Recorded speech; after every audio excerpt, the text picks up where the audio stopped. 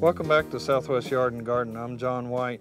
We've been following a garden in the last 5 months on our segment called Let's Get Growing, and this garden belongs to Jan Bryden, and Jan's with me, and we've been looking at the vegetable garden and the landscape and the fruit trees, and looks like the garden's doing very well. So yeah, the vegetables are really coming in, John. We're picking zucchini and peppers and cucumbers and tomatoes and eggplant, and the grass is greened up, the roses are in second bloom, there's a crop on the fruit trees, so everything is going very well. Except for one major thing, and that's bugs. Little six-legged critters, huh? That's right, and right now I feel like I'm just kind of staying one jump ahead of the bugs in the garden, so maybe we can take a look and you can give me some advice. Let's take a look at the garden. Okay.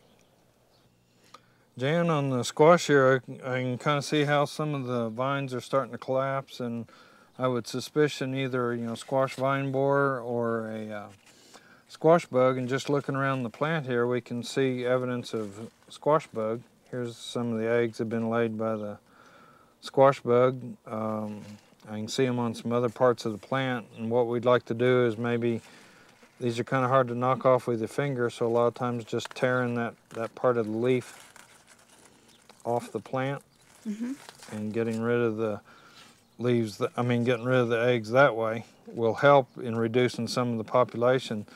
The squash bug is very hard to control because it gets down in the shade of the plant and almost plays hide and seek with you, so it's very hard to get rid of. You can use some insecticides for it.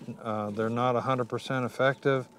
7 is one that you can use. Sabadilla is an organic that can be used, but again, it's just kind of really staying after it. A plant this old, it looks like it's starting to succumb to it. You might even want to look at a second planting of squash, kind of thinking this is eventually going to go out and just get some more planted and carry it on through. We do want to point out on squash here that this is a male flower on the single stalk, and this is a female flower, and it has a fruit-like structure just below the flower on it. So a lot of times people complain about the blooms falling off, and they may be just male blooms, and they're strictly there for cross-pollination. So I'd say the big problem here is probably squash bug. Okay, so probably my best bet then is to keep picking and plant another plant, and when this dies I'll be able to go on to the newer plant. Right. Okay, let's take a look at another plant. Okay. Okay, on our cucumbers here, I notice we do have a little bit of what we call stippling, and that's just the little white spots starting to show up on the leaf, and as you get more of them, they kind of start connecting together, and that's caused by a leaf hopper. And when you hit some of the leaves, you'll see some insects that'll jump off fairly quickly, and that is leaf hopper, and it's a little tiny insect. Some people call them sharpshooters, but they move sideways as they walk across, but they are fast flyers, and getting the wind, they can move quite a distance. Very hard to control because they are on a whole host of different plants, so they can jump from one plant to the other, and you get rid of some and they're back right again. They are sucking insects, so they are taking some of the juice out of the plant. If you're hit heavily, can do some damage. A lot of times the damage shows up later in the year. There are some insecticides. We have a product here that's Safer's Yard and Garden, has pyrethrin and the fatty acids in it that help both control adults as well as some of the egg and young that might be on the undersides of the leaves, so that'd be a good product to use, but that is leaf hopper on it, so I'd be careful with that. I think I just spied a spotted cucumber beetle on this too. So with the Safer's... Yeah, the Safer's will work, or the pyrethrins will also work on the spotted cucumber beetle, which is also a foliage pest of the garden. Let's take a look at another.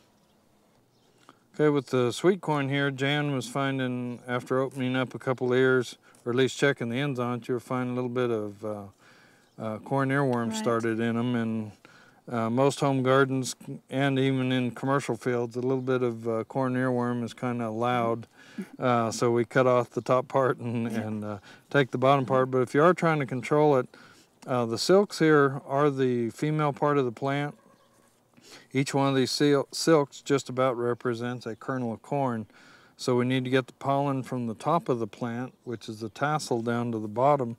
But where the corn earworm likes to lay its egg is in these silks here, and then the egg hatches and the little larvae crawls on down, little caterpillar goes down on into the ear and starts feeding on it. We're going to be using a material called dipel, or this is insect attack, which basically has the Bacillus thuringiensis in it, which is the BT, and this is a little duster can. And so we're going to dust it with some dipel, so you can kind of see it coming out. And this is good for just a couple of days of protection, so hopefully in that time the silks will pollinate it and then go ahead and start to die back. Once the silks have turned brown, you're either running too late and the ear is getting ready to mature, so that's kind of how we'll take care of that, and hopefully that'll take care of earworm on these ears that might be developing later. When we come back, we're going to look at Jan's fruit trees and show her a method on keeping birds off the fruit, and then we're going to look at what Jan has done on the irrigation system on her lawn, and hopefully keeping that grass good and green.